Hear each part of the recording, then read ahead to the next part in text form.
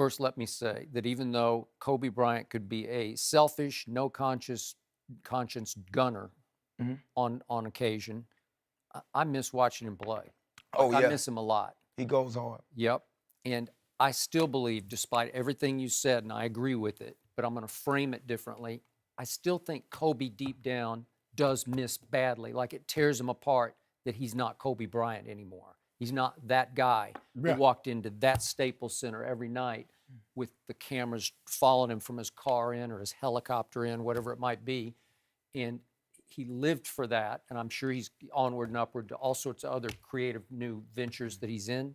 But you're right about the injuries. When I look back at everything he had suffered over a 4-year period, it was unholy what this man went through, because he had ACL tear, he had a fractured knee, he had an Achilles rupture, which, as you know, it's the worst thing an athlete can suffer. Absolutely. It's just the hardest thing to come back from, and usually you don't come back. You lose something. You lose a little spring, your lift, your quickness, a little bit of quickness, and then finally he tears his rotator cuff and he's got shoulder surgery. Like what more could happen to a man? And he's fought through it, and then he scored 60 in his final game, and I think he was relieved it was over because his body just betrayed him for the last 4 years. And I do think he looks at LeBron James and he envies him because, as we talked about the other day, LeBron's got the body of a 19-year-old, and he's had no surgeries that I know of. He's had a little back issue and maybe had to get a couple of injections, but no shoulders, no knees, no surgeries, Achilles, no nothing.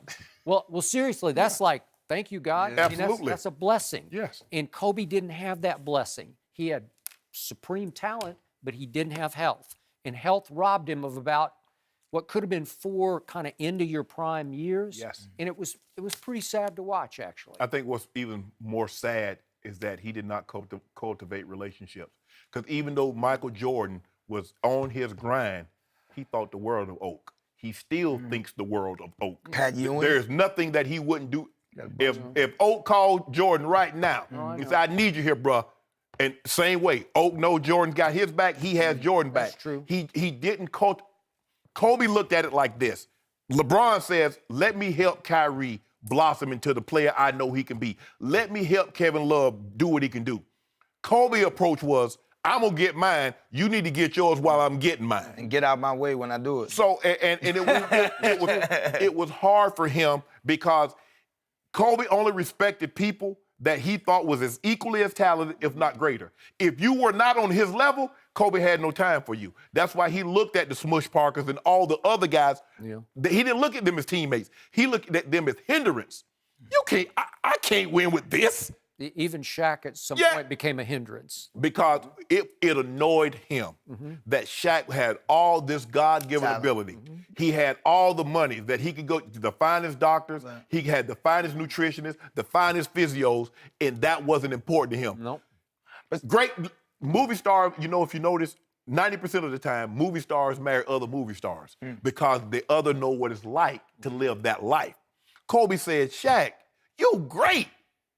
And you won't do this to be greater and to help us.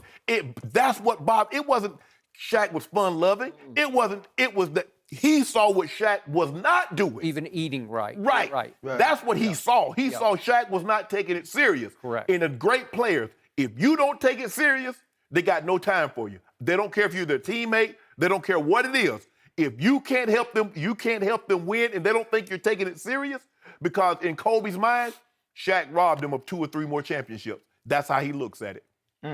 Well, I was going to say, to your point, I agree with you, but I will agree with Kobe. When that Shaq situation did, me being playing sports and your teammate, when you see somebody with so much talent, not taking advantage of working out or sharpening their skills or even working on free throws harder. I'm not saying that Shaq didn't work on free throws, because he did, but obviously he's not working hard enough if he's not getting it. And Kobe's mind, he's how could you not want to get better? How could you not? But then it comes back to, if you have that mentality, you go to Shaq and you do it a different way. That's all I'm saying. And like he said, to his credit, he said he regretted that situation. If he could go back, he would do that over.